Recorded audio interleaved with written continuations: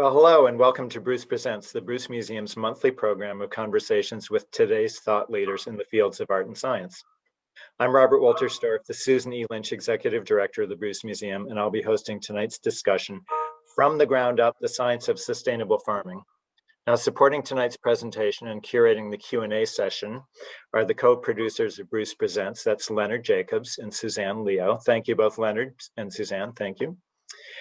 And tonight's presentation is thoughtfully supported by our two generous sponsors of Bruce Presents, Berkeley One, a Berkeley company, and Northern Trust. And representing Berkeley One with us here tonight is Katja Ziegerle. Katja is the Vice President of Art, Wine, and Collectibles Advisory. Katja, thank you for supporting the Bruce. Great, thank you so much as well. Berkeley One is really proud to be a sponsor of the Bruce Presents lecture series. And as always, these topics are always so relevant. I know that how to grow your vegetables was one of the top asked questions on Google search last year. And tonight, obviously, we'll get some insight from experts on actually how to feed ourselves and nurture the planet. And at Berkeley One, we're also interested in sustainability, and we kind of do that through providing personal insurance solutions for individuals and families.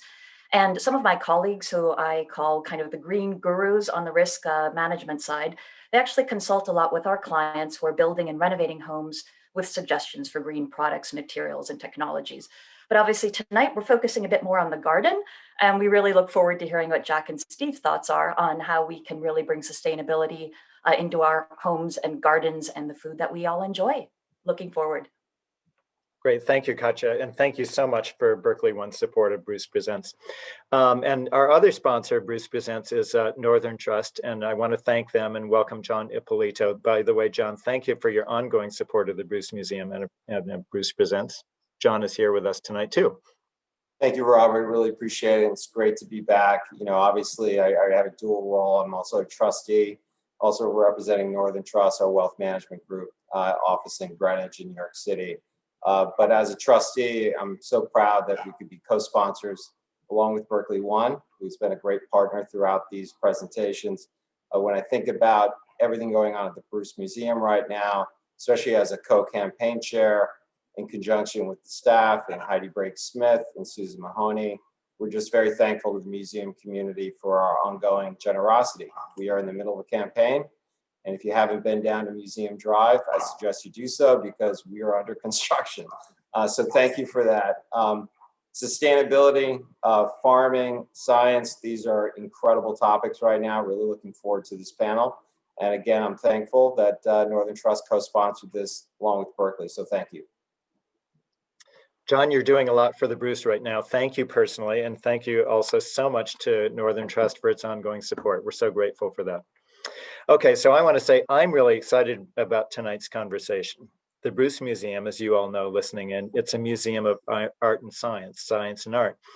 Since arriving here a year and a half ago, it's been my goal. I want to say it's been my drive really to find the places that art and science come together. I've been very interested in that.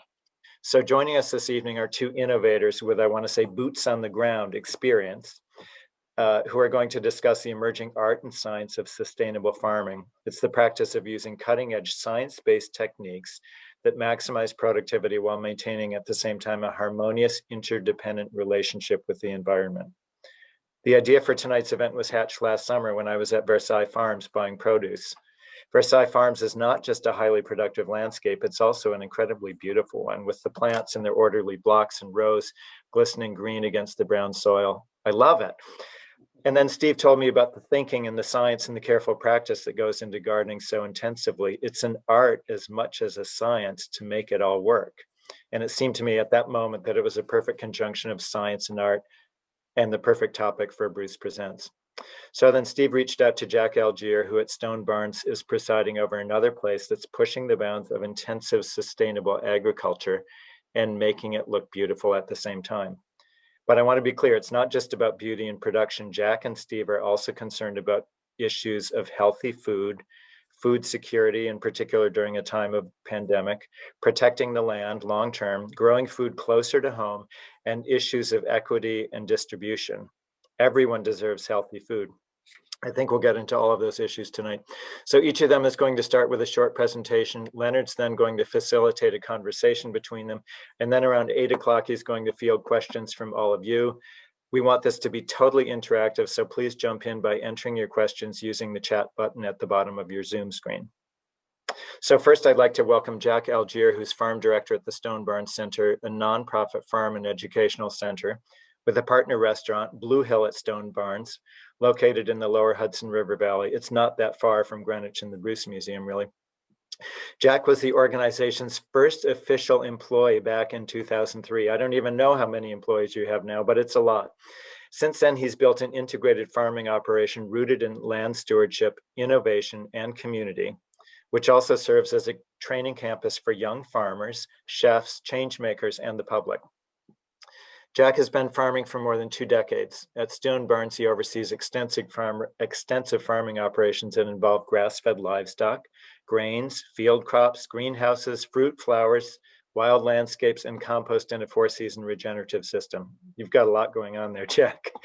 I'd also like to welcome Stephen McMenamin. Steve is the manager of Versailles Farms, a market garden operation based in the backcountry of Greenwich, Connecticut.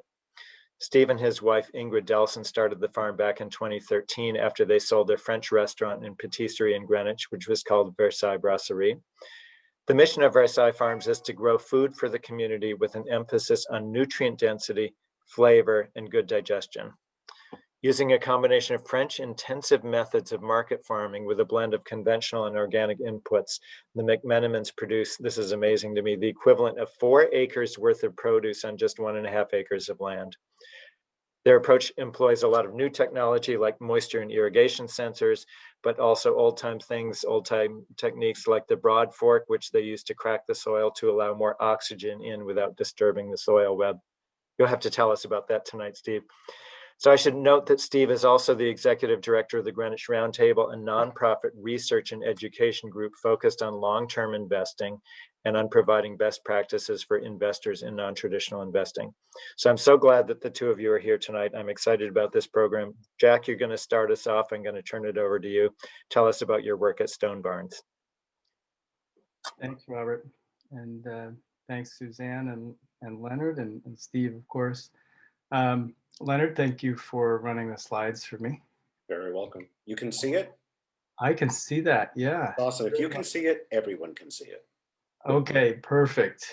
Well, Robert, thank you for that introduction. I think that it's really an important thing to understand as a, as a community in this moment, the importance of a regional agricultural system, not just because of the food, but because of the richness of art and nourishment and health and open space and access and all these other things that come into it. And I love when people acknowledge that intersection of art and science, and for that matter, intuition and connection and confidence that comes in the commitment of community around agriculture, which is something that we sorely are at a loss for in this country, particularly, but even around the world, and certainly has affected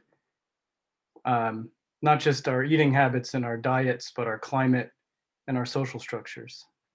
So I feel really grateful to have landed at Stone Barns when I did at the beginning of our nonprofit back in 2003. This is the top view. And you can see it overlooks, you know, we are very close. We're about 2 miles from the Hudson and about 30 minutes north of Manhattan. Stone Barns is a beautiful stone barn complex that sits sort of centrally in about a 2,000 acre park preserve, the Rockefeller State Park Preserve, for which I'll explain a little bit more. But Stone Barns, as the nonprofit and our farmer community, manages and cares for, stewards about 500 acres of land, 400 in pastures, and about 100 acres of forest lots with animals, and conservation management and action plan with the state. But mostly our internal community is really surrounded by chefs, farmers, educators, scientists, artisans, artists, and our community that eats from this farm and from this land. See the next. It's a picture of our mixed vegetable fields and some more of our pastures here. We do year-round growing, 4-season farming, and mixed rotations. So one of the really important things as a general set of principles for our type of farming, call it regenerative or organic or biodynamic or ecological, the principles are the same and they're ancient. They are really mimics of what happens in nature. Nature loves diversity, and it loves exercise. It loves movement and flow and change. It likes mixed systems, mixed animal systems in the design. It really never has waste. It's something that always puts things back and finds purpose as co-product and reuse and cycle. And it's something that that generates new life, self-renewing, self-regenerating. Next. For stone barns, I think in any farm that's really talking about generating health and generating community, it has to start from the soil. And this is the not only beginning of all the fertility, but this is all the biology. This is the entire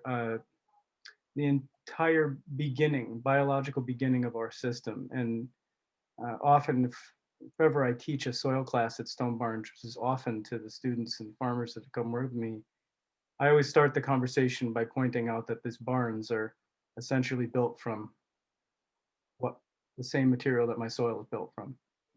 That this granite, schist, and gneiss that these buildings are made of is the parent material after 10,000 years of a glacier. And that these soils have just built over the years of tree roots and moss and grasses and animals. And that what we're doing is essentially kind of a blip on the screen here. And it's really our purpose as farmers to steward that land and improve that land for the betterment of where it's going, not to use it as an exploit, but to be caretakers for the time we're here and to really help people understand that aesthetic in being on it, in eating from it, and enjoying the experience of being on it, on that land. And that's the aesthetic of seeing. It's also the aesthetic of taste. It's very, very important to remember that every time we eat, the memory of the flavor and all of the things that come to us when we eat something can be improved by how much we know about it and how much we're nourished by it, not just by the minerals and vitamins that are in it, but by where it came from and who it benefited. Next slide. So really the first thing we do is start with the soil, and that's with mixed crops and systems. So one of our biggest principles really is to practice crop rotation. And all of our fields work on planting schedules that are anywhere between 7 and 10 years. They're mixed family groups. This is a picture of a mixed cover crop of buckwheat and clovers and rye and oats and physalis and vetch, and right next to it is a field of barley, and beyond that all the vegetables and everything else, and kind of always moving, always changing in the soil for the purpose of really producing really healthy microbiome in the soil, but also to mitigate plant pathology, all the kind of the disease pressures and things that grow in the soil, and also balance that soil over long periods of time so that the next vegetable that goes there doesn't need to have extensive amounts of input, but actually is just being nourished. And the crop rotation isn't just a series of things, it's literally a procession of health. It's a way that a rooted plant a deep rooted plant may help a plant that is a fruiting crop after that, and that A leaf crop might work better for that in that same way. A cover crop to a tomato, to a parsnip, to a winter squash over years. And that kind of practice, in my experience and in all that I've read, tends to be kind of the same thing, is that the health of the place and all the pressures that we see in early gardens, like lots of weeds and all that stuff, back off and the health improves. Next slide. Really minimal touch is the key. We had a conversation at Stone Barns. We do have over 100 employees at any one time on the site with our restaurant and the farm and our education programming. And we have quite a bit of people. It is in its own right a small town, a community of artisans and farmers and scientists and chefs that are all exploring stuff. We have a Thursday staff meeting, and it's a Zoom right now. Sometimes it's in a big room. Usually weekly. It's in, before COVID, we all met together and had a family meal. But now we do a Thursday Zoom.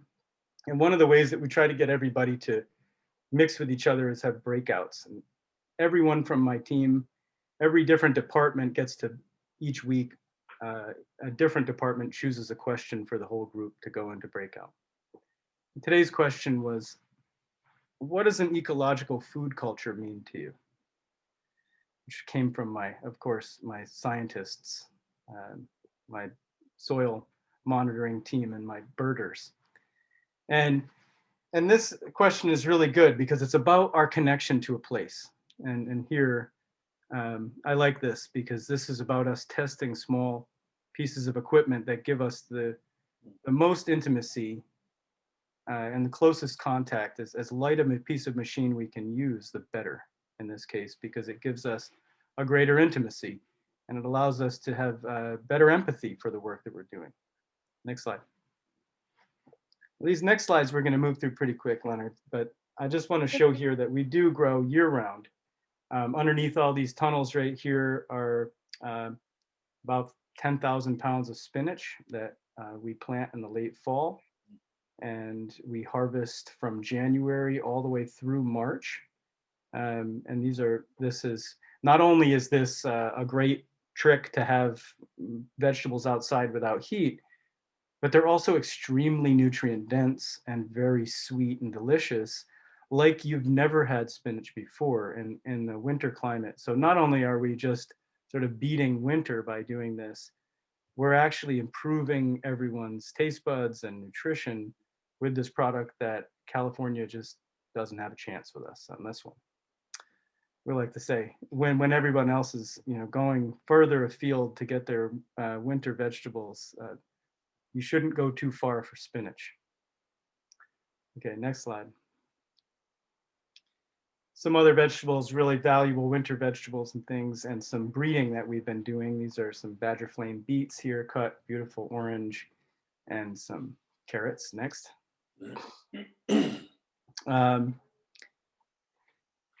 Plant breeding and trial selection is something of a passion for us all. This is just quickly a corn, an old 8-row Otofile 8-row Italian corn that was actually originally Lenape corn and New York 8-row Flint. Before it ended up in Italy, it became Italy's #1 polenta corn for almost 200 years until it was almost totally extinct because of export polenta. I got this from a great friend, and about 15 years ago, and I've been saving and selecting this really wonderful polenta corn and bringing it back. This pea in the middle is one that I bred about 10 years ago. We call it David's Pocantico Purple, which was really a gift to our benefactor at Stone Barns, David Rockefeller, whose birthday landed on the first pea harvests usually. So, and then these squashes here were really special. These are some great varieties of mini high nutrition squashes that just show the diversity there. Next slide. The floral program and the arts program at Stone Barns continues to bloom and be a really valuable part of our production system. partially because, you know, flowers extend into all parts of your room and go beyond food in a way that is nourishing, but also ties to the pollinator relationships on our properties. I'd have to say one of our most interesting partners in the years past is Paula Sharp, who had a great presentation and exhibit at the Bruce Museum several years ago for lots of the bees that she had photographed at Stone Barns. Next slide. And there's some of our friends there. I like this picture because it shows the diversity of all of the different pollen. You can see all the different colors in the hive there. I think that's all really interesting. Shows the diversity of the farm just within the comb. Next slide. In the long run, not only the vegetables are important, but the perennial system.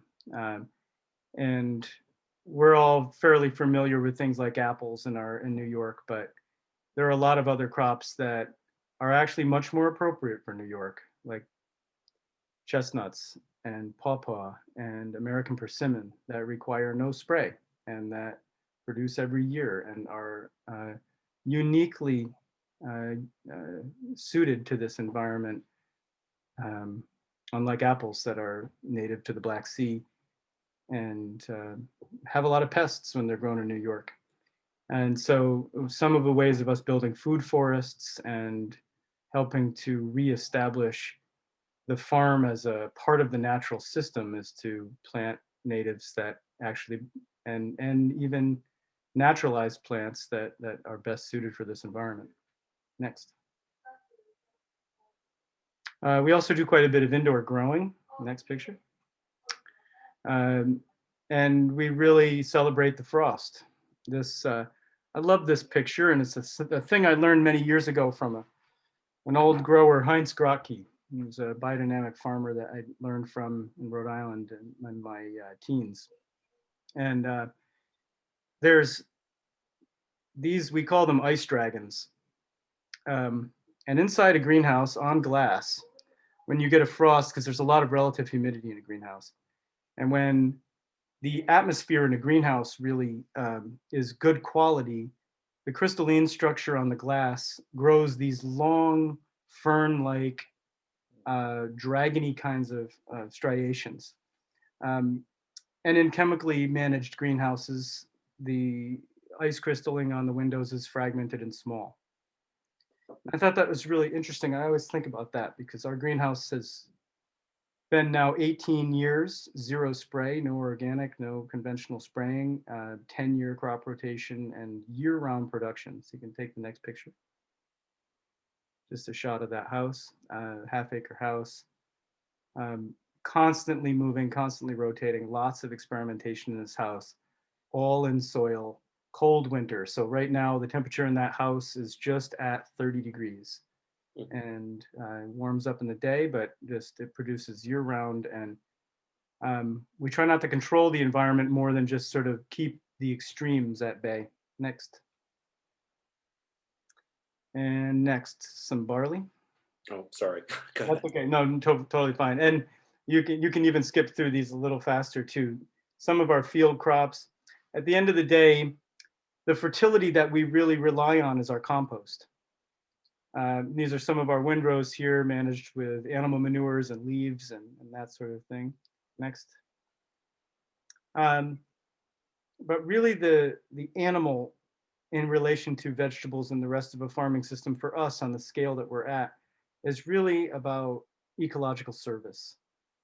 Not only that the question to ask is, should we raise animals? Should people eat meat? These questions are really big and complex questions for us all to ask in a time of really being concerned about climate change and food access. And I would say that the real question to ask is, are we using animals to their greatest service? Eating those animals would then be another question, but not necessarily the same question. Because recognizing what these animals really do actually gives them a purpose and gives us an ecological purpose. The addition to that is that actually an animal that eats all grass and that does its service is actually healthier for themselves and the land, but also healthier for us and the environment. And that continues to be proven as we look at the quality of grass-fed animals, their effect on the land, and their effect because of their digestion on the ecosystem. The manures that these animals deposit on these pastures stimulate the microbiome in these grasslands and continue to improve the native and naturalized fauna and flora. Next slide. They also have a great view. Pretty nice. Next slide. These are sheep. Next slide. These are goats. Next slide. I'll tell you that I love these goats, and they are a wonderful part of our system, not just for the grass, but there are about 60 miles of carriage trails in the Rockefeller State Park Preserve, which our relationship with the preserve keeps them from using any herbicides and really reduces the mowing in the site significantly. The goats do all the invasive work, and they clear all the trail system. So they're working goats, and they also serve a number of different purposes besides, at the end of the day, being celebrated in the restaurant and in homes. Hens also, same way, producing eggs, but also really playing a part of our ecosystem. Working in field cover crops, working post grain, working post crops. Having these animals in the system helps for insect control, is actually a great manure stimulus, especially when we're not adding fertilizers. They are natural fertilizer spreaders. Next. And these hefty fellas, they are part of our forest management system and an entirely waste-fed herd of pigs that we raise about 60 to 80 pigs a year in our forest, all from re-fermented sort of kimchi style brewer's grain, leftover milk and vegetables and that sort of thing from the grocery stores and from our compost restaurant. Next. This one blocked it, but behind the barns there is the restaurant inside with all of our chefs and farmers together. Next slide. The real key to this thing is that we are tying everybody together, that we're all part of this. It's not just so the beauty of this, but that we can internalize it. We literally internalize this story every time we eat. This is a garden rotation that we gave to many of our members who put gardens up in their own yards, but also to a program we call the Kitchen Garden Project. And we'll have a short video to play, and then that'll be the end of my presentation here quick.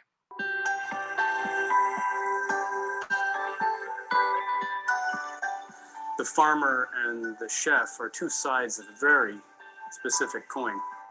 COVID takes over the world and the restaurant gets shuttered. I called Jack and I said, Jack, we had 48 cooks in our kitchen. I got 3 that we should cook up an idea with. All these chefs were out of work. It took him a nanosecond to be like, great idea. And then he's off and running. So there was this moment to put them to work on the farm. And we want people at home to see this. And we realize that you don't really want to learn it from a professional so much. We want to learn it through somebody who's making some fresh mistakes. We're betting that when restaurants reopen, these cooks will never look at a recipe the same way again. This thing has exploded.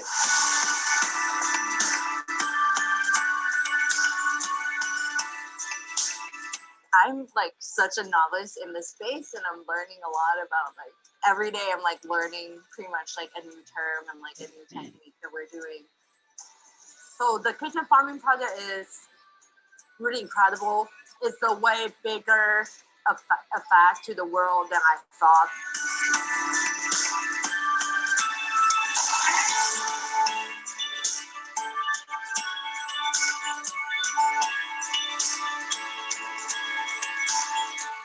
It's been crazy to see how many people signing up.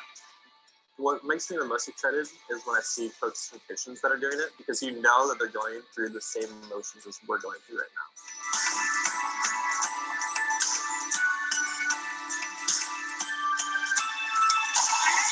When I started the project, I was really babying the garden. And I feel like now, I think it's also great to care for your garden a little bit independently. My garden is looking good.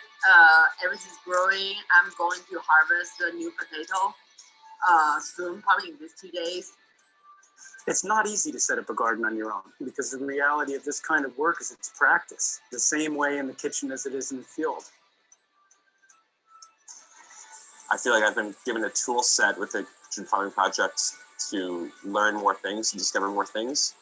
I would not have grown as a cook this much anywhere else. We want people to recognize that having the small plot of ground opened up, cutting the grass away, a spot that you've walked over 100 times, that you can open that up and have a totally new experience in relationship to that little piece. That's all it takes. The best thing about the kitchen garden movement, and this is a movement, we're just seeing the beginnings of it, is that it's rooted in pleasure.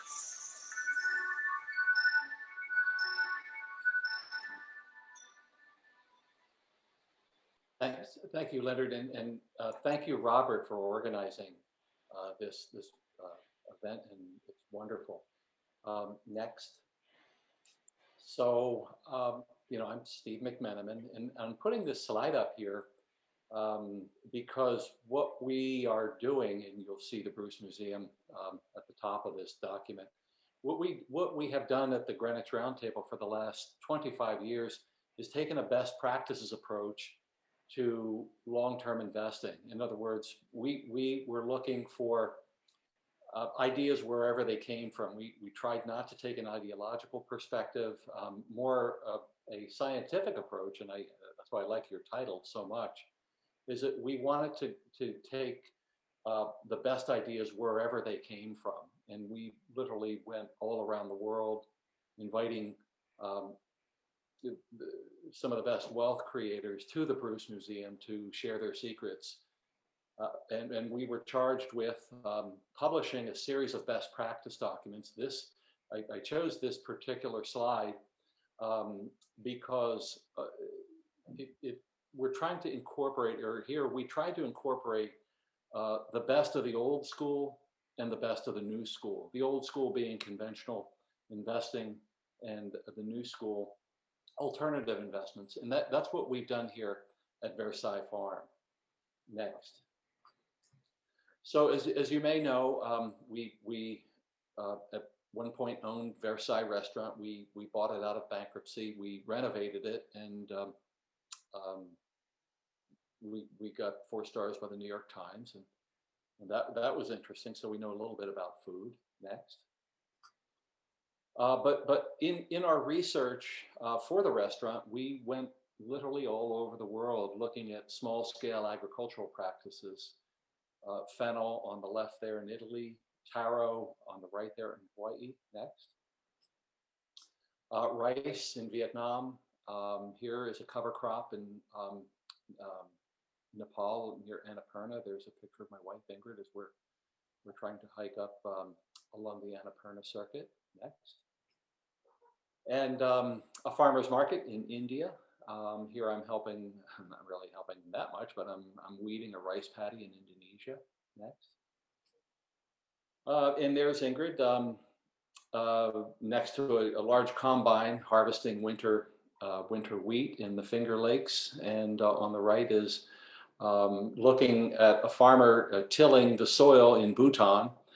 Very much like Connecticut here. It's rocky, it's inhospitable, it's very cold, and they pretty much have the same challenges that we do here in Connecticut. Next.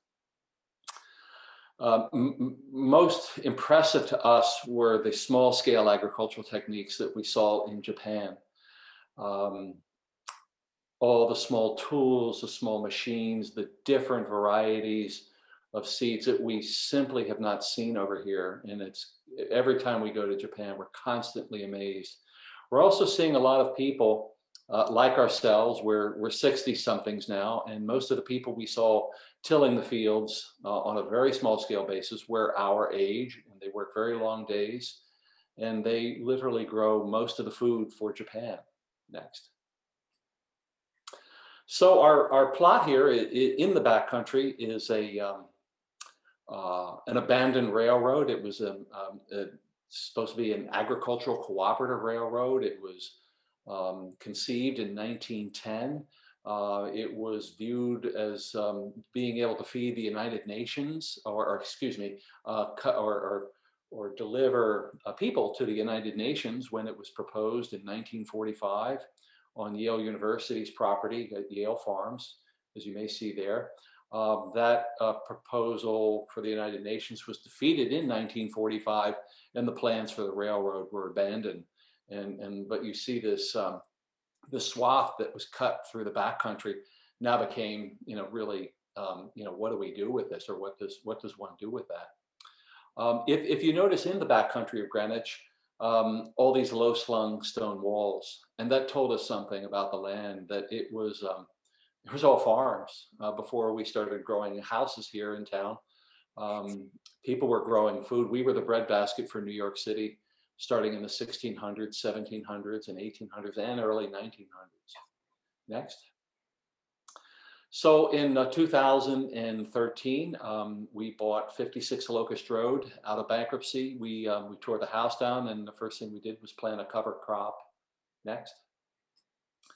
But if we don't think of ourselves as a farm, or we think of ourselves as a good old-fashioned New England family farm, and it's characterized by very short growing seasons. We have rocky soil, we have rich soil.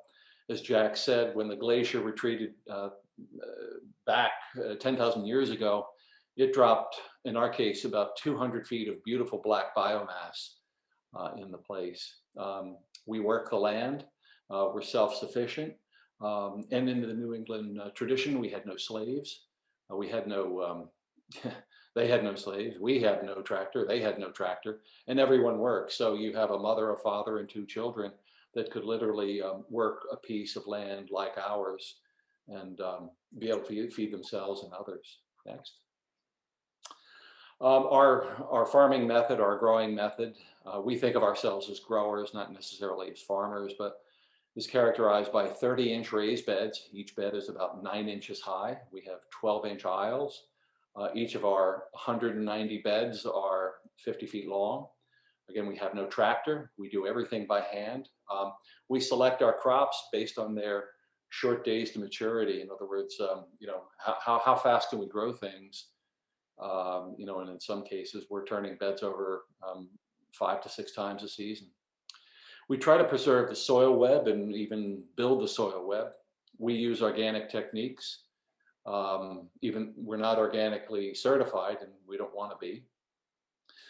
We do complementary plantings in some cases. In other words, each bed is sharing 2 plants that are symbiotic with one another. And we let the land dictate the terms. In other words, we're trying to play the hand of cards that we're dealt. Next. Here we have it on the left there. You see that beautiful black biomass that I talked about earlier.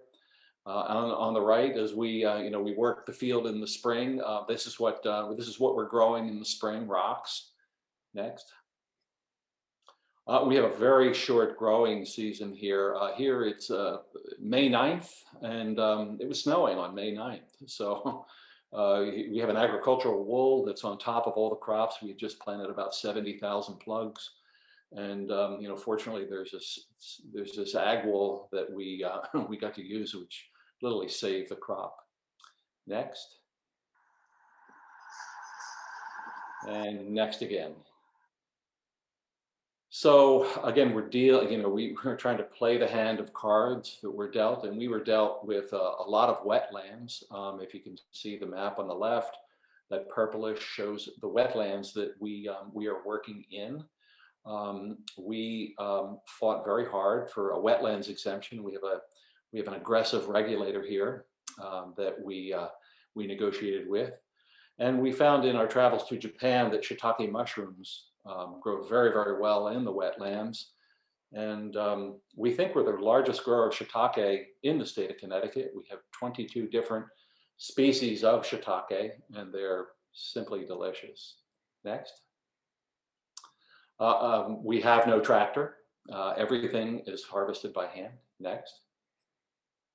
And people say, this must be your passion. Well, it's not really my passion, but I'd say it's a a lot of hard work. We work 7 days a week. This past growing season, we worked over 225 days without a break. There's a picture of Ingrid on the right. She was harvesting lavender in 90-degree heat. And it's really hard work. Next. Thank God for our interns. They're so into it. They work very, very hard. We usually have about 3 interns on staff at any given point in time, and they're just wonderful. They're so into it. They just jump into every opportunity. They're learning a lot, and we love watching them grow. Next. Again, I mentioned we use organic techniques. On the right there, you see we have a cover crop of vetch, clover, and winter rye. And on the left there, we're using something called EM1, a microbial inoculant. We use that to charge our biochar. We put it into our drip irrigation system, and sometimes I do a foliar feed with it. Next. And we're really proud of what we're doing with the pollinators. There we see the Italian honeybees that we have, and these are Ingrid's bees, and you see the queen there with the dot on her head. But I think one of the secrets to our success, if you can call it that, is Ingrid's skill as a beekeeper, constantly learning, constantly observing, constantly adjusting, constantly monitoring her hives, but also the wildflowers. So, we've observed it's not really the pesticides that are contributing to colony collapse or to the death of hives, but it's simply the lack of nectar and wildflowers, especially here in the backcountry, that people just sort of throw up a hive, not thinking that the next door neighbor has a hive, and it takes about 2 million pollen visits by 55,000 bees to produce 1 pound of honey. So as you can imagine, each hive holds about 20,000 bees. The number of pollen visits, and there's just simply not enough flowers and not enough nectar through most of the season to support that a hive. Next. So again, we're characterized by high turnover. Here's a bed that we just seeded. In the summertime, we'll seed a bed, and it takes about 3 to 4 days for germination. And then in some cases, especially when the soil's nice and warm, we'll be harvesting anywhere from 28 days to 40 days after we've seeded, and then we're turning the bed over. Next. We have 52 crops. It's a lot. Each one has its own personality, and we're constantly harvesting. I think about 60 to 70% of our activity is in harvest. Next. We're obsessed with sanitation, as you can imagine. Even before COVID, I almost died of sepsis in Fiji in 1999, and I'm really, sensitive to pathogens, human pathogens. And we were obsessed with sanitation, especially at the restaurant, where you're dealing with the public, and it's so easy. I'm sort of like a canary in the coal mine. If there are any pathogens on any food, I find out right away. So we use something called Sanidate. It's a combination of periacetic acid and hydrogen peroxide that we use to wash everything. We have some very simple rules at the farm stand, and you see our farm protocols. It's not, they're easy to follow, and it's nothing to get upset about. And so that's why at the bottom we say inhale, exhale, breathe, and relax. Next. Post-harvest is very, very important here. We're bubbling some Swiss chard here. It's what we call a kill wash. And the gentle bubbling doesn't bruise the leaf. We do a lot, in harvest day, we'll do anywhere from 20 to 30 different kinds of greens on a day. On the right, even though we don't like to use plastic, here's a technique we picked up in Japan, and it really keeps our hygiene chain intact. These bags are micro-perforated bags. Most of the stuff that we're cutting, all of the stuff we're cutting for that matter, is still breathing. It's still alive. It's still respirating. We're trying to minimize transpiration. We're trying to encourage these plants to keep breathing before they go onto your plate. And we also keep the cold chain alive by putting everything into an ice bath. Next. And if, you know, it's all about marketing, I'm sorry. You know, a lot of producers, a lot of growers don't like the marketing aspect of it, but, you know, we sell direct to the public. On the left, we had a little postcard that we sent to 70,000 households in a 5-mile radius around the farm. And that's all we did. And, you know, we generated enough demand. We also find that we're growing some very specialized crops and new things, and people just don't know what to do with it. So anytime we have something new, we try to put a recipe out in front to give people ideas, and that helps us have no waste. Next. We also have a little rule here. Sometimes we can't put everything in plastic, and we picked this up in Japan. That little sign there says "You touch, you buy." That's been very effective, so we can keep our hygiene chain. If somebody touches it, Ingrid gently reminds them that they've just bought it. So it's always interesting. And on the right, Peter Sutton, the former executive director and CEO of the Bruce Museum, helped us pick out our logo. That little wreath there is the wreath of roses. It was painted for Marie Antoinette by Pierre Joseph Retheté. We have a patent on it, and that's our logo. Next. So our summer stand, we're open only on the weekends from 9 to 5. And we do about 60% of our revenue from the summer stand. Next. Then we do about another 40% of our revenue from the country clubs. We serve 4 clubs. We have a great relationship with them. I really prize our relationship with the clubs, with the chefs, with the sous chefs. We trade ideas back and forth.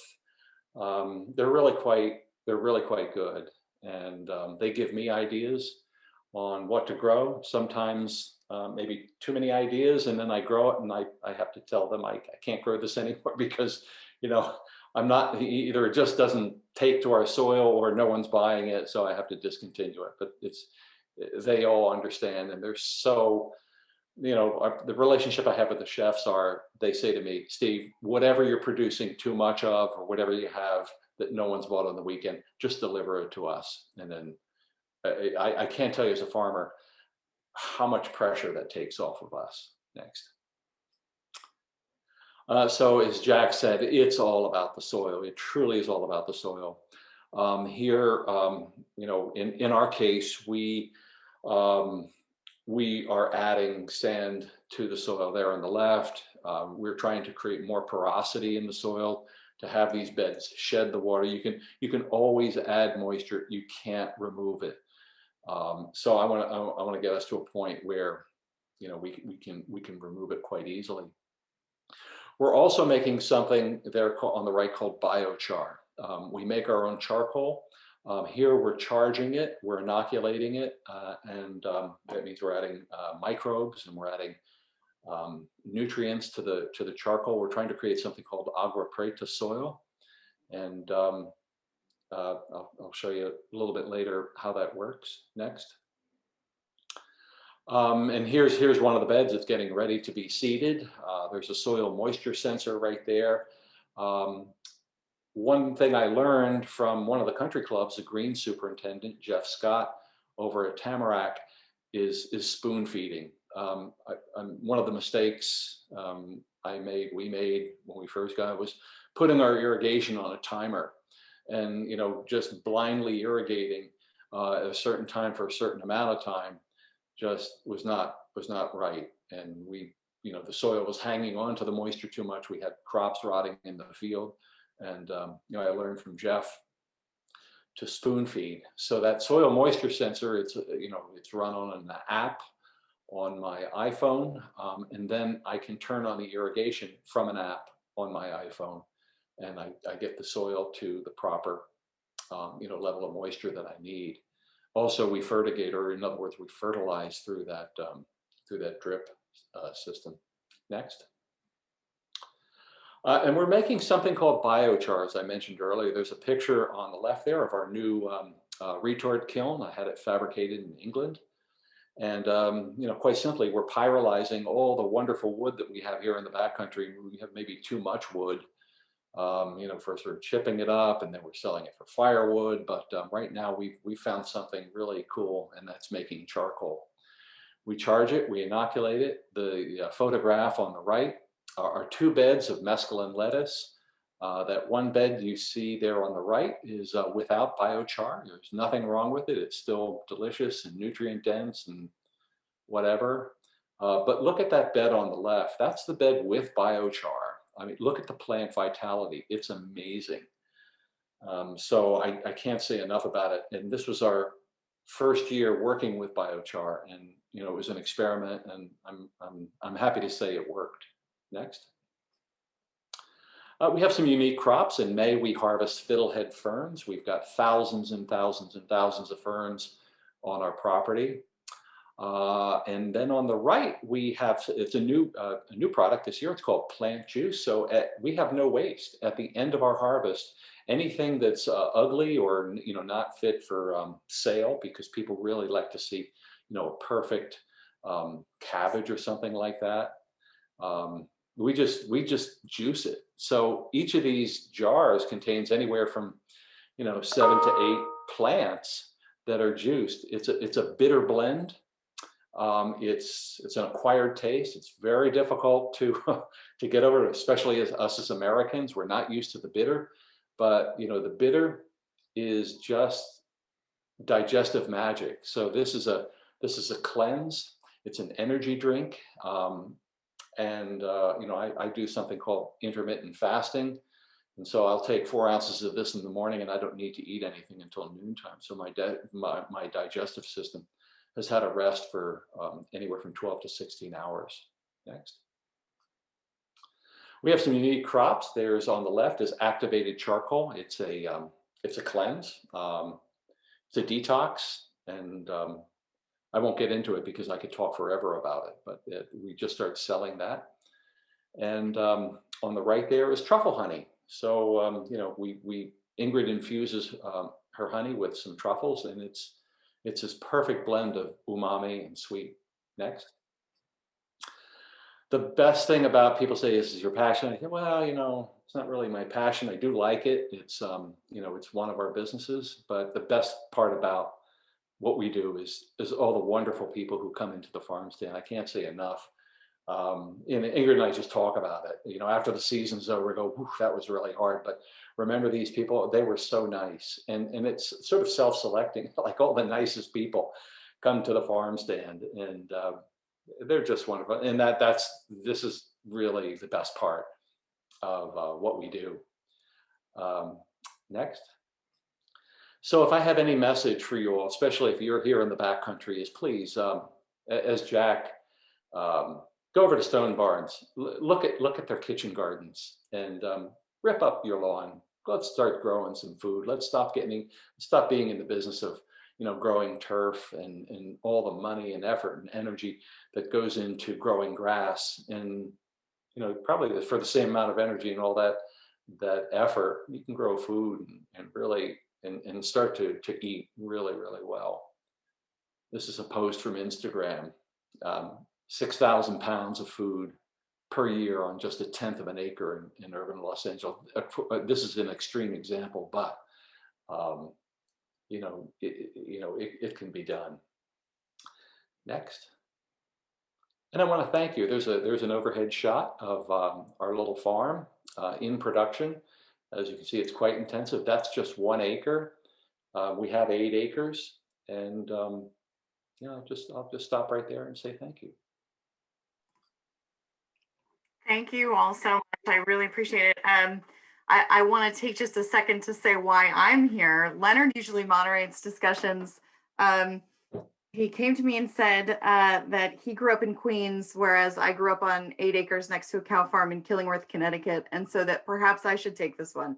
So, so while everyone's thinking about questions to put in the chat and in the Q&A, I wanted to touch base a little bit on this idea of the new versus old, right? So Steve, you started out that way, talking about this sort of, looking at old ways, integrating new technologies. Like you said, you use your iPhone. Jack, you talked about really like minimal impact with the ground. The National Institute for Food and Agriculture is a program that comes, it's sort of like a subset of the USDA, and they're always touting this: scientists are developing new technologies for safer and better quality food, and greater mass production through science. Is advanced technology the enemy of agriculture? Is there room for advanced technology in agriculture? Because it seems as though you've gone to this sort of an older style of growing. So maybe Jack, maybe we'll start with you. Is there room for advanced technology, or is technology the enemy that brought us to overproduced foods? Well, technology is certainly not an enemy. We're often our own enemy. I would say that in agriculture, the most valuable thing is that we don't lose our connection when we apply technology. And I believe that that would probably be worth imagining and having that in our mind for most things. Does the technology improve our effectiveness and relationship, or does it disassociate us? Agriculture that disassociates us is a very dangerous thing to do culturally and environmentally, because it separates us from a relationship to the space. But technology, well, we started a group about 10 years ago called Slow Tools, which is really about tool intimacy in agriculture. And there's a lot of great farmers from across the country and tool makers and things that have come together in this group. I always say that the hand is the first thing. This is the best technology, because you have this relationship between your mind and your hand. I mean, you're in the garden and you're working around the plants. There's nothing that works better from when you don't have to see, you can feel around. And then you go to a nice hand tool, which allows you to go a little faster and maybe not mess your fingernails up so much. And then you go to a long-handled tool, and one of my teachers, Elliot Coleman, who's a great farmer, always says, make sure you remind yourself that you're ballroom dancing with that long-handled tool, and not hunched over and belaboring. Dance with it, walk with it, have it support your posture. And as you keep going, you get behind a motorized machine or an electric machine, and then you get up on a tractor, and then you get inside a tractor. Each one of those steps is a degree of separation. And once you are actually driving your tractor from your kitchen on your GPS, then you really can't see what's going on. And that's the concern of agriculture. But I tell you that in terms of research, I've learned so much from better soil science data. We have a pretty awesome drone that we use that helps take great photos. The best technology for us is, like from a hand tool perspective, things that improve our capacity to think and to engage and take away the heavy labor. And on the high-tech side, it's technology that doesn't, that actually improves our understanding and supports the intuition and experience that we have. I'll give an example. We have these ultraviolet cameras on a drone that we use to look for spots in the soil. We can see soil health. We can test soil health aerially. But we can also just see that and feel that when we walk through a field. But the degree of sensitivity of that is a little bit beyond the eye. So it actually just helps improve that. And the same with our carbon testing and with our soil testing, that it helps to have instrumentation, but not when it actually separates us from our own experience. That's my opinion. I would ask Steve the same question about your relationship to technology. If something can be done with better technology, we'll use it. It's good to hear that, Jack, you're using the drone too. We just started doing infrared drone flyovers of the farm, especially in the heat of the summer, and we're looking at hotspots. And it's amazing. You can't I mean, especially us, we have so many different crops, and we saw that the eggplants were on fire, but then the all the brassicas, because they're cool season crops, and we had some white geotextile down. They were nice and cool. It was really amazing. So we adjusted our irrigation to that. But as I said before, we do everything by hand, and you know, people go, "No, you don't." And yes, we do. So,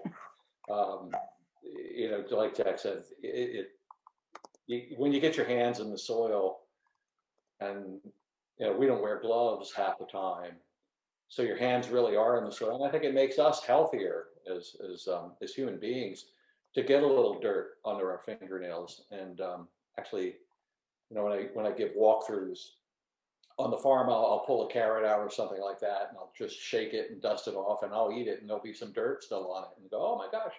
People say, "Should we clean that?" I go, "No, I think the dirt's kind of good for you." So God made dirt, and dirt don't hurt, right? yeah, so that's technology. That's what we do. We're getting a lot of questions and comments in the chat, but before we get to that, and please keep them coming. And by the way, Steve, you were right. You called that. So indeed, we're getting flooded with questions and comments. If all 68 of us were to spend a day with the two of you in your respective farms, what would be maybe the first thing that you might ask each other in terms of what you do or how you do it? I mean, you saw each other's presentations, and obviously there's a lot of overlap in terms of approaches and techniques and so forth, and the learning and the knowledge, right? And I'm just curious, like, what did you see of each other's farms that you want to, like, I want to talk to you about that, Jack, or I want to talk to you about that, Steve? Was there something like that for each of you? Yeah, that's a great question. Thanks, Leonard. Yeah. Oh, you're welcome.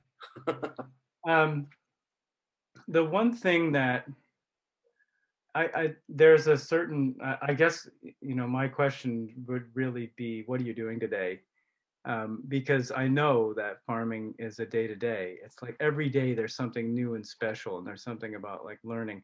I have been perennially fascinated with biochar. It's one of these things that I've made a fair amount of that. We moved from biochar to charcoal production, which has been pretty valuable for the restaurant, but we made some biochar. So I would want to hang out with you and see how that vessel works, because that was a really cool machine, and also to learn more about how you're activating it, because I have so much fascination around that. But just in general, I think just the feel of being on the size of your farm, because I really believe that there are really sweet spots for farm scale. And I'm at a scale, and it works at that scale. And Steve is at a scale, and it works at a scale at that one. And so we're slightly different in that way, but I think that would be the subtleties, because the way we go about our days probably fairly similar, but in a very unique way to that scale. And I would like to know that.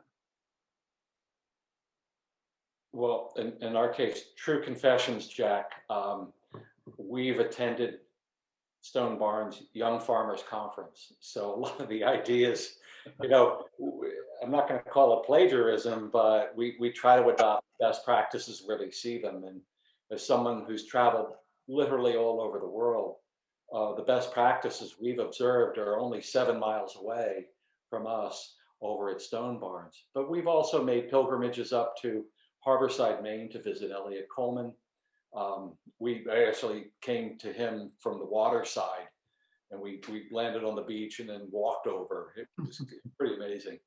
But I have to say, true confessions, we learned a lot from hanging out at Stone Barns, and then going to Japan and bringing back seeds and stuff. So, but in terms of what do we do today, we were bagging charcoal. We pyrolized a lot of nice pin oak, and you might know Greg Duke is. We're talking about charging now the charcoal with compost tea. Well, Greg and I were partners for a long time. I heard that. So great minds think alike, and true confessions, we followed your lead. It's so awesome. So awesome what you're doing. And there is no, in this work, this is the beauty of agriculture, farming, is that it's open. This is why I love it. I've always loved to be in this. This is one of these things where the funny thing about trade secrets is if you share everything, you still are going to do it yourself. It's sort of the autonomy of this, is that there's so much room for a unique, authentic, that we could literally be trying to do exactly the same thing and learn so much from each other. Agreed. With the permission of both of you gentlemen, I'm going to get to some of these questions. Jack, I saw in the Q&A you answered a couple. I may just repeat them for the benefit of everybody that's on the Zoom here. But the one that I'd like to start with, if I may, is what are three, this is for both of you, what are three things that you would encourage homeowners to do in order to improve their soil health, even if they're only growing ornamentals where crop rotation doesn't work? And I mean, you could have more than three things, but the question was, do you have three? That you could fit into, well, first of all, there are a bunch of things you can just stick right into a flower garden. One of the things that looks beautiful, actually it's just perfect, is Swiss chard. And I think it is just like one of the, when everything else falls away, there's Swiss chard. It is beautiful, and there's so many different colors. There's rainbow colors, literally rainbow colors out there of that plant, and they work great in flower gardens and in borders. For that matter, beets work really well in that way, and carrots work well. We grow fennel in our borders all the time. There's lots of different vegetables you can plant like you would plant in your flower garden. I would just encourage you to try. Just don't worry about rows in the home garden. Yeah. Same. I wholeheartedly agree. We take a different tack. How about some biochar? Do an experiment with a little biochar, top dress it, allow it to leach in. Worm castings. What else? Sorry, Steve, what worm castings? What is that? It's the digestive product of earthworms as they move through the soil, and they digest it. It's sort of like worm poop, I guess. And then foliar feed, compost tea, feed it, and then get a soil test, just so that you know what you might need. We have a question from Wendy, and Jack, thank you for your comments on that. You can repeat them here if you like. I want to get Steve's take on this as well. Wendy asks, if we are looking for a small lot of land to preserve and farm, are there tips about what to look for? And that kind of goes, if I may, I was fascinated by the phrase, let the land dictate the terms. And I wanted to follow up on that. I love that phrase. So I feel like these two go together. Your thoughts, Steve? What do you look for? Well, good soil. In fact, that's what we did when we 25 years ago, we lived at 300 North Street, which was, we were on a rock ledge. We only had ½ inch of soil. So I said to Ingrid, Ingrid, would you go out and, I was working in the World Trade Center at the time, commuting into Manhattan. And I said, Ingrid, would you go out and look for a piece of land that has good soil? So brought her to the backcountry. She found a house that could be knocked down. We did 1996. She found it, we knocked down, we built our house, and we were amazed with the soil. So look for good soil. And Jack, do you want to reiterate what I mean, it's very similar. Yeah, well, soil's a good one. I would say, generally speaking, at first glance, if you're looking for a spot, open space, open and level, and don't discount what your feeling is. I always try to encourage my team to get in touch with how that place feels to them, because that is something to do with the health of that spot. When the plants are looking good in that environment, it's probably going to look good if you grow something there. and that's a good indication. From there, of course, knowing the soil, feeling the soil, smelling the soil is a good way. Oh, the other thing I mentioned in that was just to also, and actually Steve brought this up before by mentioning the walls in Greenwich. And of course, knowing the history of the piece of land is always a good thing. We have a question from Alex, and I'm going to toss this first to Steve because you made that comment about marketing, and I think it was very well taken. So the question from Alex was initially to Jack, but I'm going to toss this to you as well. Would you rather eat fruits and veggies that are organic and labeled as such, or local with no designation? To what degree is that a marketing thing, or is that more than a marketing thing, if you will? That's a good question. So, I've seen really good food being grown in Vineland, New Jersey. The soil's wonderful down there. They don't consider themselves organic, but I got to tell you that the food is delicious. And I would opt for local because the food has a lot of chi in it when it's local. Let's see, we have a few others here. There's a question from Scott about composting. This is for both of you, do you bring in inputs such as seaweed? My answer back to that was kelp actually is one of the few inputs we actually do bring onto our farm, but we don't necessarily add it to our compost, although that is a good thing to do. I feed it to my animals as a mineral supplement, and that's sort of inherently in their manures when we do collect. And also I apply the fines, which is what is like comes through the screens for what is there for the animals. The very fine material is what we apply with our compost when we prepare the garden beds. Yeah, for us with kelp, we buy a liquid kelp product from North American Kelp up in Waldoboro, Maine, and we use it to foliar feed. So we spray it onto the plants for plant vitality. Mm-hmm. Similarly, actually, that liquid kelps, I'll pitch that too. North American, we buy from a small kelp company in Maine, North American Kelp. That is a great source for that, as well as North Country Organics, which is a great source. Could you both, this is a question from John, could you both recommend a quick jump start for biochar? Follow-up question, should we buy charcoal and then crush? I mean, that's buy charcoal. It's interesting. Charcoal. I found that a lot of charcoal has chemicals added to it, like some kind of a paraffin. So if you can find pure charcoal, by the way, we sell it. You can charge it yourself, and in fact, that's a very interesting question. If you, John, if you have some compost that you've been cultivating, mix the charcoal with your compost.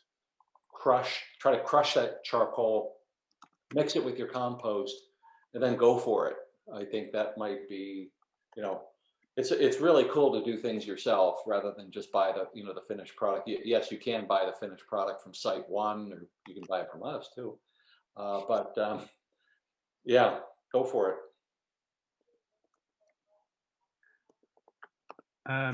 Yeah, I would just say, be careful with charcoal for sure for biochar, because the way that Steve is making it in that vessel is a slightly different, much higher temperature to get something kind of different than the smoldering process of charcoal. So sometimes what charcoal can do is, and Steve could speak more to this, as he's currently doing this, but if it's not activated, the charcoal can act as a sponge and suck the nutrition out of the soil. And that's why Steve mentioned the inoculation to that, which is a really important component of biochar. just to follow up on that, there's a question in the chat that's sort of related. You wouldn't recommend then just taking ashes from your fireplace? That's different. So ashes, which is potash, is potassium.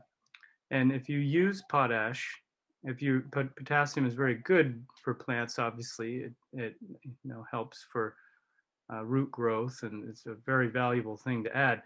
However, it leaches really quickly as ash, and a lot of wood ash also has a lot of metals in it. So you should be careful about how much you use, and if you do use it, the best thing to do is save your wood ash in a place that's not being rained on until you actually are growing something in the spring and summer, and apply it then rather than putting it on in the winter, because it just won't do anything. It'll be washed through by the time you grow something. We had two questions commenting on the sort of climate that we live in.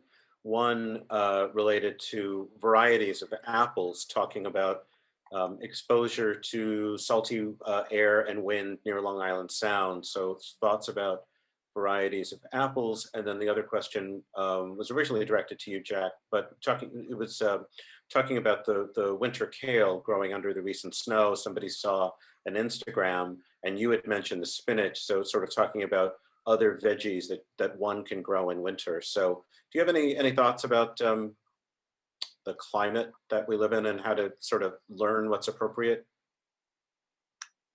Well, a couple of things. I did put in response to that chat a link to Cummins Nursery for apples. I think they're great. One of many great companies that produces apples, but the Cummins family are multi-generational, and they do a lot of cool research. So they have a lot of old varieties, but they also have a bunch of new disease-resistant type apples, and they have great descriptions, and they're really just good people. So good companies, which I would just pitch here, that working with a good seed company and plant spaces, just on that organic question from before, I would say anytime you can have a relationship with the place you're getting your food, your seeds, your plants, the better. Getting that kind of stuff blindly from any place, like a box store or something like that, you're just missing out on a story that will be decades long, so best to know. And I'm glad somebody saw that Instagram post about the kale. The chefs wrote me today and said, can we take a picture of everybody harvesting kale in the snow? Because there's like a big muffin on top of the kale right now. But there's these great Siberian kales that do great this time of year, and they are fine in weather like this. And the spinach, broccoli rabe, mosh, parsnips, even carrots, and with some protection, that same fabric that Steve mentioned to cover the early spring plants. If you bundle carrot bunches with that and that are in the ground, they can still make it well into January. So there's still a lot you can do outside with no cover, or just really gentle covers or straw, and get full overwintering. Steve, I don't know if you wanted to add anything to that. Yeah, so we grow brassicas. We like the brassica family. It's called a shoulder season crop. So it's the kales, it's the cabbages, the escarols, and something happens with them when they get a cold snap.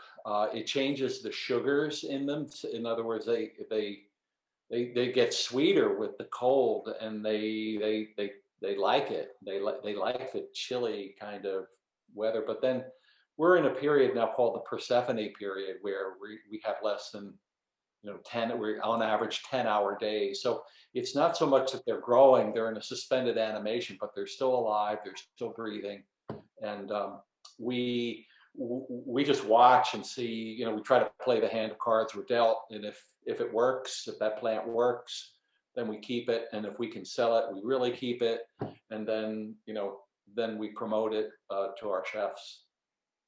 We have a couple of we have a couple of additional questions, but I want to make sure that we leave a moment, because internally at the museum, we've been talking about a topic that is a little bit more general to the industry that you're both in, And I want to make sure, Robert, if you want to have an opportunity to pose the discussion, we all agree that it's important. So I want to make sure that we create some space for it. Okay, I guess that's the invitation for me to jump in. This is very timely. There was an article in the New York Times just this past Sunday on how few Black farmers there are in America now. The data, as I'm recalling it, is astonishing. 98% of the numbers of Black farmers have gone away. There are only 2% of the numbers of Black farmers that there were a century ago. Just doesn't seem right. So, these ideas you're talking about, to what extent are they transferable in two ways to just a broad, diverse world of folks who want to grow their own food, but also if somebody, a more diverse world of people who might want to start commercial growing, how can we get these ideas out to a broader world? Well, that's great. I want to mention a couple of different groups that have been emerged that I think have been really great. One is the Black Farmers Coalition, which is a national organization, and they have been doing great things to establish farms, especially on the eastern seaboard, but across the country. And I'll also mention Leah Penniman and her great work. She and Karen Washington, or other that have started some farms upstate. Leah wrote a book called Farming While Black, which is an extraordinary book. And really gets to the depth of the story, and really gets to the root of some of the issues that have held back these populations from getting back into farming. Because as we know, and maybe some of us don't know this, but this country has not really had true agricultural cuisines, with the exception of the Black diaspora and some of the work in the mid states, which really, and any indigenous relationships before that. But by and large, this country has been void of agricultural cuisine. Historically, we overlook the value of the Carolina Rice Kitchen and the work that was done to establish crop rotations, that many of which we apply even now. Those aren't just things that we took from Europe. These are things that came from Africa, and these are even things that came from North America, and pieces of these things drawn from indigenous culture and drawn from African and Caribbean culture. So I think some of the best ways, of course, this is a very wonderfully diverse country, and agriculture is every race, every gender.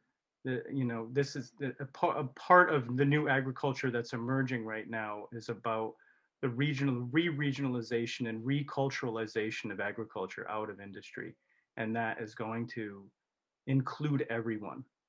It's going to include the rural the same way it's going to have to include the urban.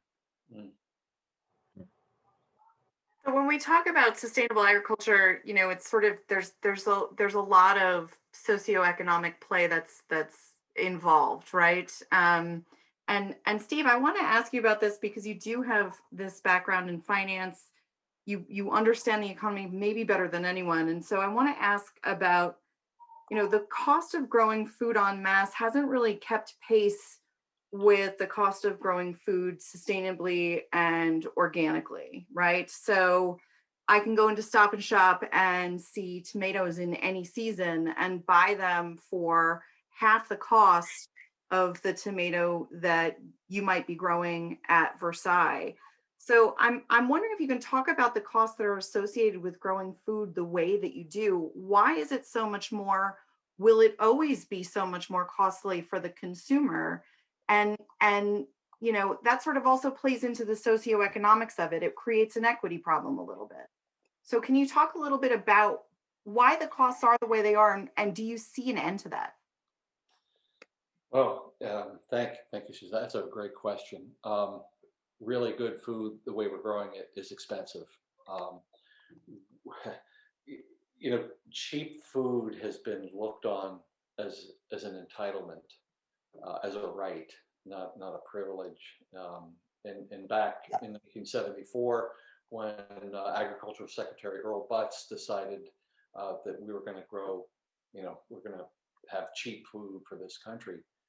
I think that's where we took our eye off the prize and we started looking at large scale farming mechanism. And we were so proud that we improved the productivity of the agricultural sector by 100, 200, 1,000%.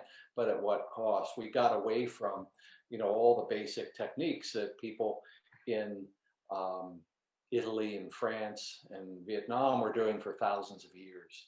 And we got away from it. So to do it like we're doing it, we're kind of different because we're trying to play the hand of cards we're dealt on a very small plot of land. But yeah, you can go over to Italy now and you'll see how they're, that fennel field, they can do it at a great scale. They're doing it, pretty sustainably. I'm not an expert. I'm really just a grower, but you mentioned about investment. When I give talks, my other job when I had it was I'd go around to all the sovereign wealth funds around the world and teach them about portfolio construction and best practices and due diligence and good governance. And I would always use an agriculture or a biological or a botanical analogy to describe investments because I thought that mathematics was not a very good language to describe investing. It was always very linear, but more the botanical examples, the scientific examples from botany and biology, were and archaeology and anthropology were better ways to look at investments, and no one really does. So that's how we're trying to tie in what we knew about investing, what we're learning about agriculture, and there's a lot of innovation that's going on in just the last 2 years on the growing side, and we're just kind of like learning machines right now. We're just trying to adopt this, hopefully, while we still have a chance before we have to move on. We have about 90 seconds, and there are two very quick questions I want to get to. If I could. One is, first of all, thanks. We've gotten a lot of thanks. So thank you all for being part of this tonight and putting your questions in and asking thoughtful questions. There's a question about books. For those new to agriculture, are there books that you could each recommend? I'm going to read actually the way this is written. Are there books that you could recommend? Oh, Jack, give a person a minute to read this. Thanks. Looking back on your careers, are there books that you can recommend that have forever changed the way you relate to the work that you do? Now, Jack jumped in and he typed it in. So, new organic grower and growing more vegetables. But what say you, Steve? Is there a book or two or three? Yeah, so I think it's called The Market Gardener. And then the other is that fellow, Curtis Stone, Urban Gardening. But more so, people come to the farm stand and say, where'd you learn this? Did you go to school for this? And I say everything we've learned really from, an academic side or a passive side, we've gotten from YouTube. That's good to know. And we have a specific question about blueberries. I think we'll wrap this evening up with that. Oh, another person says, please, people should watch Kiss the Ground on Netflix. Big time. Big time. Now, I think people should watch Kiss the Ground on Netflix when Netflix becomes the third sponsor of this series. You're welcome, Bruce Museum. But the blueberry question is, do either of you grow blueberries? And is there a special organic fertilizer you could recommend for such? I grow some blueberries. I'm not sure about you, Steve. But blueberries are special because they need a lot of acidity. And they like to have water down there below them. So even though they do like compost, I think actually, interestingly enough, the thing that makes them grow really well is actually sawdust shavings. Huh. We lay them over the top of the plants. It actually soaks the nutrition up. So a little funny thing about blueberries, they're one of very few plants in all plants that don't have root hairs.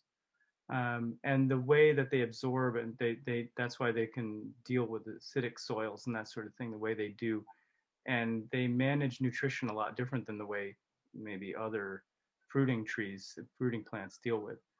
So composts are good, but then suppression with wood shavings and that sort of thing over them actually helps to, one, acidify the soil, and two, absorb extra nutrition so that the blueberries are that much more potent and prolific.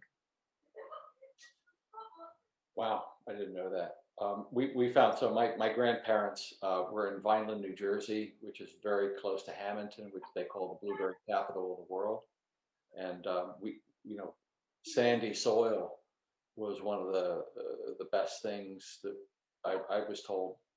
But we tried to grow blueberries here. We had to give it up because the birds kept eating all the plants or all the fruit. And so now we work with Peter Orzelak with his cranberry. So he's a big, he lives here in town. He works for Save a Tree, and he brings, every weekend he goes up to the Adirondacks, and here I think he's got 10,000 plants, and he harvests and he brings, and we try to sell through the farm stand. And his, you can taste the chi. It's wonderful. Now you should know that the moment you talked about the birds, a question came in from Wendy that says, "How do you keep the birds from eating blueberry fruit?" Yeah, I would say here's the thing. Well, netting is the way to do that. Full netting.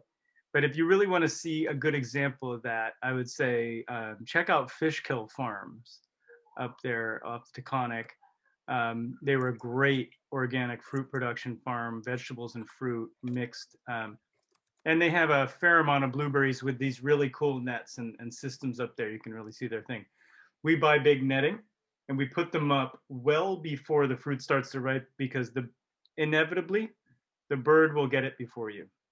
You net it. It's like a cherry. Yep.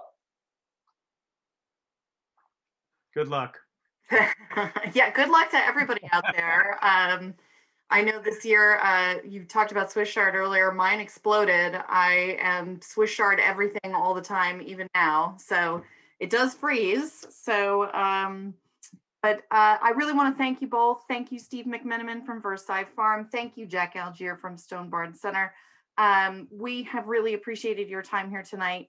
I also want to thank our two sponsors. Thanks to Berkeley One and to Northern Trust for supporting Bruce Presents. And we are doing these each monthly. So keep an eye out next month in March. It's going to be really fun. We're looking at artists of Instagram. So share that with your friends, and you can go to brucemuseum.org to sign up for that. Thank you again, Steve McMenamin and Jack Algiere, so much for your time tonight. It's really been a pleasure. Thank you.